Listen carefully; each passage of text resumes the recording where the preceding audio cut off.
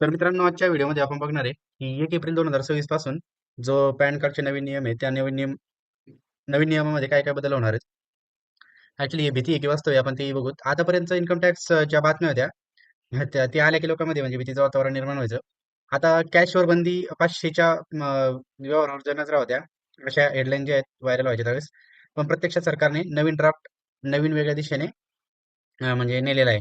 सरकार आता ओळखीपेक्षा म्हणजे आयडेंटिटीपेक्षा तुमचा आर्थिक पॅटर्न जो आहे फायनान्शियल पॅटर्न म्हणतो त्याला, त्यावरती जास्त म्हणजे लक्ष देणार आहे. म्हणजे डेली बेसिसवर तुम्ही काय करता ते नाही, पण तुमचं जे पण एकूण वर्षाचं हे असेल ना, तो काय पॅटर्न आहे त्यावरती लक्ष ठेवणार आहे. तर मोठा बदल काय आहे की ट्रान्झॅक्शन बेस्ड रिपोर्टिंग ते अॅन्युअल मॉनिटरिंग. म्हणजे आपण ट्रान्झॅक्शन बेस्ड होतं आतापर्यंत बघा. ट्रान्झॅक्शन केलं 50,000 लगेच पॉपअप जायचा की या अकाउंटवरून ट्रान्झॅक्शन झाले. तर ते आता तसं न करता नाही, गव्हर्नमेंट काय करते, जे आहे तुमचं अॅन्युअल बेसिकवरती मॉनिटरिंग करत आहे. आधी काय होतं की 500 जमा केली तरी पॅन कार्ड द्यावं लागायचं, 50,000 काढले तरी पॅन कार्ड द्यावं लागायचं. प्रत्येक व्यवहारावरती म्हणजे वेगवेगळा तपास असायचा. यालाच ट्रान्झॅक्शन बेस्ड मॉनिटरिंग म्हणलं जायचं. आता प्रस्ताव काय आलेला आहे की वर्षभरात एकूण रोख रक्कम काढणे जर 10 लाखापेक्षा कमी असेल तर वारंवार पॅन कार्ड दाखवण्याची गरज नाही. म्हणजे वर्षभरात जर तुम्ही 10 लाखापेक्षा जर कमी जर रक्कम काढत असाल टाकीत असाल तर त्यावरती पॅन कार्ड दाखवण्याची गरज नाहीये. आता सरकार जे जे आहे ते डेटा अनालिटिक्स आणि एआय वापरून पूर्ण वार्षिक जो तुमचा आर्थिक पॅटर्न आहे ते तपासणार आहे. म्हणजे छोट्या-छोट्या व्यवहारावरती डायरेक्ट लक्ष नाही नाही देणार, पण तो संपूर्ण वर्षाच्या शेवटी जो प्रोफाईल बनेल ना त्या व्यवहाराचा, त्यावरती पूर्णपणे लक्ष केंद्रित केलं जाणार आहे. आता याच्यामध्ये लो रिस्क आणि हाय रिस्क वर्गीकरण कसं आहे, ते वर्षभरातील व्यवहार 10 लाखांपेक्षा कमी जर असेल तर तुम्ही लो रिस्क कॅटेगरीमध्ये येऊन जाता इथं. आणि जास्त व्यवहार किंवा उत्पन्नाशी विसंगती जर असेल ना तुमच्या व्यवहारामध्ये, तर त्याची तपासाची म्हणजे त्यावेळेस शक्यता असू शकते. म्हणजे 10 लाखापेक्षा जर तुमची एक्स्ट्रा इन्कम आहे आणि त्यानंतर तुमच्या व्यवहारामध्ये विसंगती आहे. विसंगती म्हणजे तुम्ही जे दाखवताय आणि तुमचं आहे, तर त्यामध्ये तुमचं वर्गीकरण हाय रिस्क, लो रिस्कमध्ये त्यानुसार होतं. आता मध्यम वर्गांसाठी दिलासा कसा आहे, की आधी 50,000 वरती पॅन कार्ड आवश्यक होतं. आता त्याची मर्यादा जी आहे 50,000 वरून 1 लाखावरती नेलेली आहे. आणि मालमत्ता खरेदी विक्रीसाठी आधी 5 लाख होती. आता मर्यादा वाढवली जाते. उच्चतम म्हणजे उच्च मर्यादा प्रस्तावित करण्याचा निर्णय होणार आहे.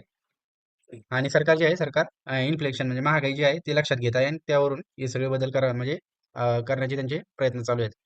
इन्शुरन्समध्ये पण म्हणजे मोठा बदल झालेला आहे. आधी 50,000 पेक्षा जास्त प्रीमियम वरतीच पॅन कार्ड आवश्यक होतं. आता कोणतीही नवीन पॉलिसी घेताना तुम्ही इन्शुरन्सची, तर त्यावरती पॅन कार्ड त्यांनी अनिवार्य करून टाकलेलं आहे. ते लागणारच आहे. त्याचं कारण असं आहे, की सरकार इन्शुरन्सला फक्त खर्च नाही तर दीर्घकालीन ती एक तुमची गुंतवणूक मानते, एक लाँग टर्म असेट. त्यामुळे सुरुवातीपासूनच तुमच्या आर्थिक प्रोफाईलशी जे आहे तुमचं पॅन कार्ड लिंक करणं म्हणजे आवश्यक असणार आहे. म्हणजे आता तुम्ही 100 रुपयाचा जरी इन्शुरन्स घेतला तरी तुम्हाला पॅन कार्ड तिथं द्यायचं आहे. इथं थोडासा सर्वात मोठा बदल आहे हा.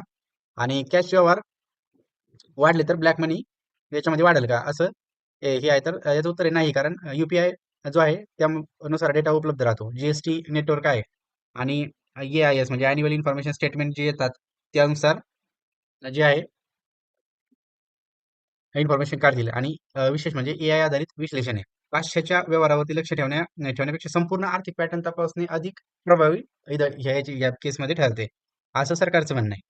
त्यानंतर महत्वाची सूचना म्हणजे ही सूट जी आहे ही म्हणजे थोडीशी सूट आहे, माफी नाहीये. जरी वार्षिक मर्यादा 10 लाख असली तरी इन्कम टॅक्स ऍक्ट 1959च्या कलम जे आहेत 68, 69 आणि 69 या अंतर्गत अस्पष्ट उत्पन्नावर तपास होऊ शकतो. म्हणजे जर समजा तुम्ही बँकिंग ट्रान्झॅक्शन न करता कॅशमध्ये ट्रान्झॅक्शन झाले आणि ते जर समजा त्याचं कळले सरकार पर्यंत त्याची माहिती जर गेली, तर मात्र तुमचा तपास जो आहे तपास होऊ शकतो. उदाहरणार्थ काय आहे की 3 लाख उत्पन्न आहे तुमचं, पण तुम्ही 9 लाख रुपये जमा करतायत. मग ते एक विसंगती आली ना व्यवहारामध्ये, तर त्यामध्ये तपास होऊ शकतो. आता याच्यामध्ये आणखी निष्कर्ष काय आहे, की भारत आता स्मार्ट टॅक्स रिजिम कडे जाते बघा. प्रामाणिक करदात्यांसाठी सोपी प्रक्रिया करण्याचा गव्हर्नमेंट प्रयत्न करते. संशयास्पद व्यवहारांसाठी डीप डेटा विश्लेषण जे आहे ते करते. आणि लेस गव्हर्नमेंट मोर गव्हर्नन्स या तत्वाकडे आपलं जे सरकार आहे ते सरकारनं वाटचाल चालू केलेली आहे. आणि तर तुम्ही सांगा कमेंटमध्ये की 10 लाखापर्यंत मर्यादा तुम्हाला योग्य वाटते का? आणि की सरकारची निगराणीची नवीन व्यवस्था जी तयार करत आहे ती तुम्हाला कशी वाटते? तर तुम्ही तुमच्या ज्या कमेंट आहेत, तुमचे जे मत आहेत ते कमेंट सेक्शनमध्ये जरूर टाका. आणि व्हिडिओ जर चांगला वाटला असेल तर व्हिडिओला लाईक करा, चॅनलला सबस्क्राईब करा अशाच नवीन नवीन व्हिडिओसाठी. धन्यवाद.